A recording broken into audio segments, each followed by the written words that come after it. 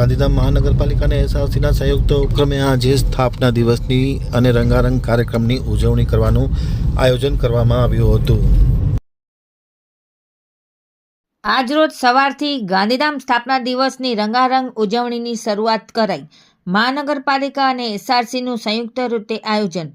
ગાંધીધામના 80મા સ્થાપના દિવસની ઉજવણી માટે મહાનગરપાલિકા, ડીપીએ અને એસઆરસી દ્વારા સંયુક્ત રીતે આયોજન કરવામાં આવ્યું છે. દર વર્ષની જેમ આ વર્ષે પણ ગાંધીધામના સ્થાપના દિવસની ઉજવણી માટે છેલ્લા કેટલાય સમયથી તૈયારીઓ કરવામાં આવી રહી હતી.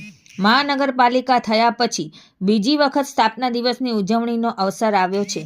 આજરોજ સવારે 9:30 વાગે ભાઈ પ્રતાપ દિયલદાસની સમાધિ આદિપુર ખાતે પુષ્પાંજલિ અર્પણ કરાઈ.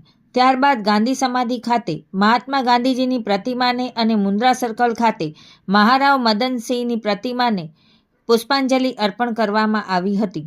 કાર્યક્રમમાં ધારાસભ્ય માલતીબેન મહેશ્વરી, મ્યુનિસિપલ કમિશનર મનીષ ગુરવાની, નાયબ municipal commissioner Mehul Desai, Sanjay Kumar Ramanuj, SRC chairman સેવક લખવાની, લલિત વિધાણી સહિત સર્વે ડાયરેક્ટરો સહિત ભાજપના હોદ્દેદારો અને કાર્યકર્તાઓ તથા મહાનગરપાલિકાનો સ્ટાફ ઉપસ્થિત રહ્યા હતા.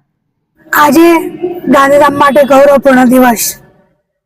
આઝાદી પછી બનેલું આ સુંદર મજાનું શહેર ગાંધીધામ અને આજે ગાંધીધામની સ્થાપના દિવસની ભવ્યથી ભવ્ય ઉજવણીની શરૂઆત કરવામાં આવી છે.